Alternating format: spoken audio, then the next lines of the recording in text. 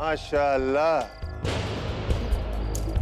क्या बात है शरीफुद्दीन साहब। कैद खाने में हुक्म बज रहा है, या कैदियों को बाहर की हवा नहीं मिलती, आपको तो बाहर की खबरें मिल रही हैं। तुम यहाँ क्या कर रहे हो आदम? खुद तो फंसोगे, हमारे लिए भी मुश्किलें बढ़ा दोगे। चले जाओ यहाँ से।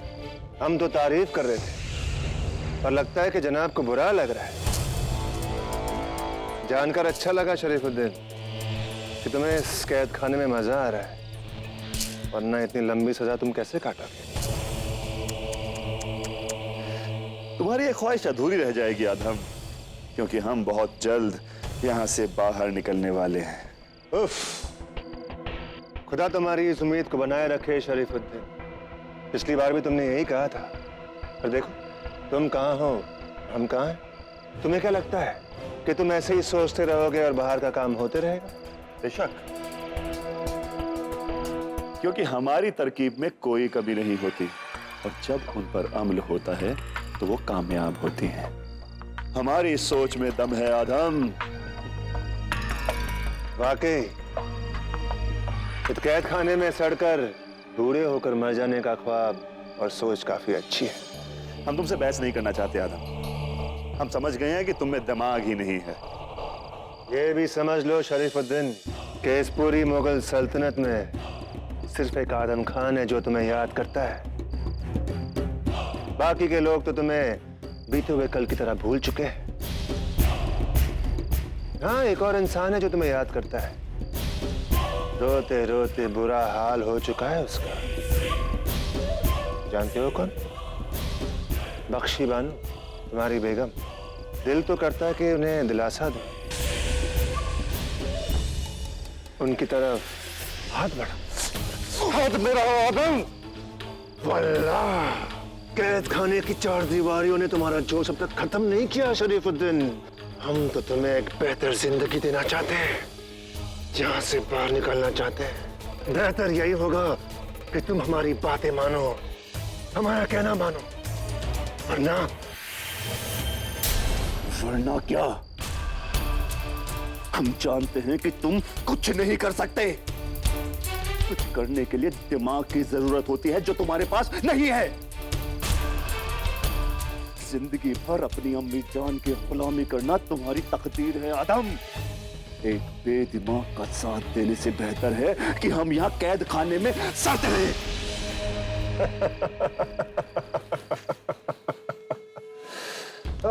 शरीफुद्दीन, अब हम क्या कहें?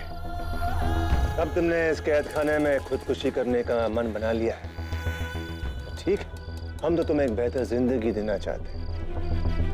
पर खैर, सड़ते रहो शरीफुद्दीन, सोचते रहो शरीफुद्दीन। अलविदा। हमें यहाँ से बाहर निकालने की मेहनत मत करो, क्योंकि हमें यहाँ से बाहर कोई और निकालेगा।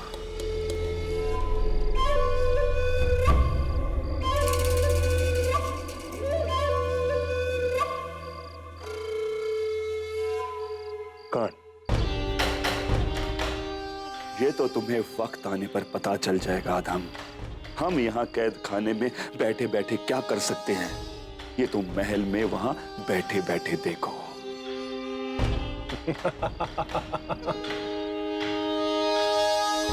सोचते रहो शरीफुद्दीन, सोचते रहो।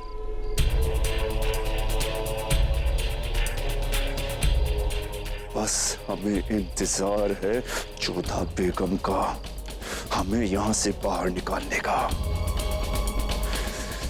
बाहर आने के बाद हम तुम्हें देख लेंगे आदम,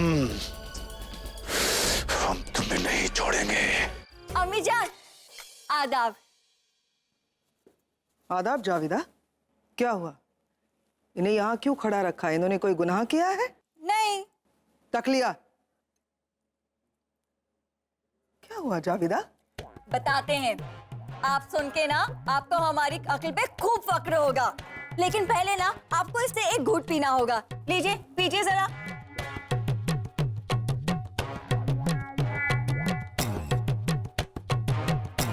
पानी है ये?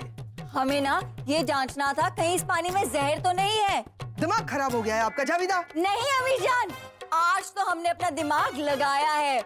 हमने ना सलीके से सारी बांदियों को खड़ा किया, फिर हमने पहली का झूठा दिया दूसरी को, दूसरी वाली का झूठा दिया तीसरी को।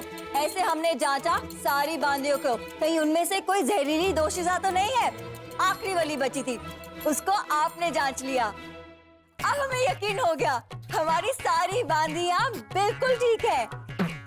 ठीक, दिमाग खराब है आपका जावेदा, क्या किया आपने ये? अम्मी जान घबराइए मत, दुनिया का कोई भी जहर ना आपका कुछ नहीं बिगाड़ सकता। अहमक, आपने बांदियों का झूठा पानी हमें पिला दिया। अब आपकी और आदम साहब की हिफाजत के लिए ये जांचना बहुत जरूरी था। क्या पता शहंशाह की तरह कहीं आदम साहब का भी कोई छुपा दुश्मन हो। हमने ठीक किया ना अम्मी जान? जावेदा, क्या आज हम आपको एक बात बताएं? आदम खान की और हमारी जिंदगी में अगर सबसे बड़ी मुसीबत कोई है तो वो है आप। आपसे हम कैसे बचे इसके लिए दिमाग लड़ाइए। पर लेकिन अम्मी जान, अब हमें पीना होगा, हम पी के बताते हैं। हमें भी कुछ नहीं हुआ, मतलब हमारी अम्मी जान भी जहरीली दोषिजा नहीं है।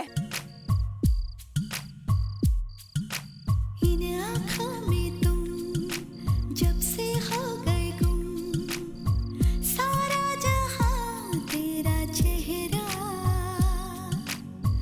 प्रीत का ये रंग अब तेरे संग और भी हो गया गहरा। इन आँखों में तुम जब से हो गए गुम, सारा जहां तेरा चेहरा, प्रीत का ये रंग अब तेरे संग और भी हो गया गहरा।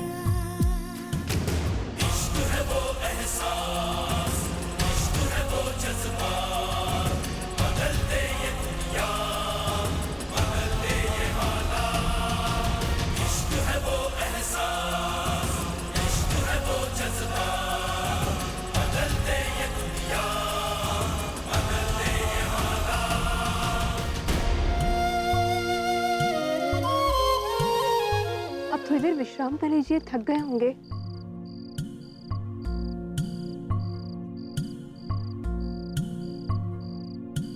सुनो, पालकी रोको।